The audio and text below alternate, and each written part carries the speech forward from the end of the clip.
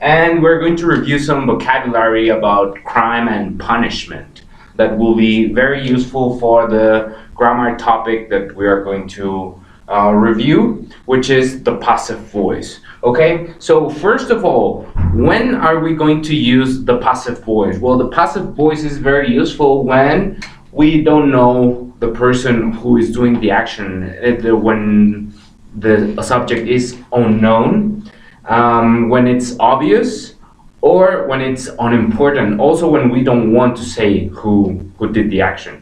Okay, so in this case we have the present simple. Remember that the present simple form is going to be used for facts. In this case, the example that we have is murderers are sentenced to life imprisonment, or so they should be.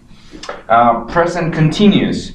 Remember, those are for actions that are occurring at the moment when we are speaking. So in this case, the trial is being held at the moment.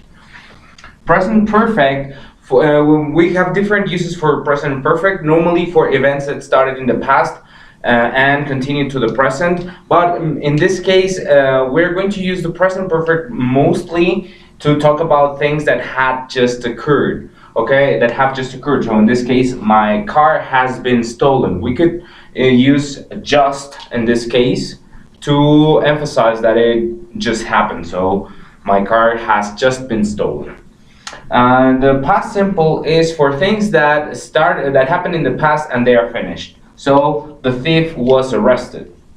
Past continuous is the equivalent of the present continuous, but in the past, things that were occurring at a specific time in the past. So in this case, the thief was being chased when he crashed.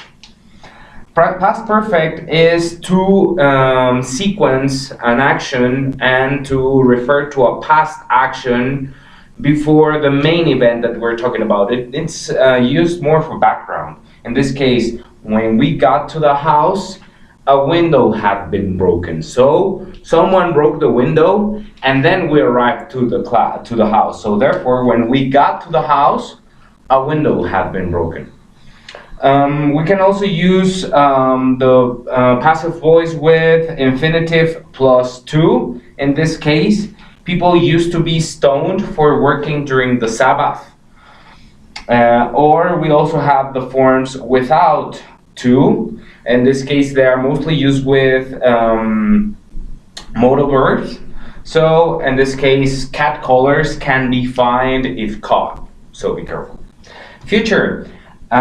It's also used for facts that are likely to happen, predictions, or things that are programmed to happen. In this case, the serial killer will be executed next week. So I hope that you have enjoyed today's lesson and see you next class.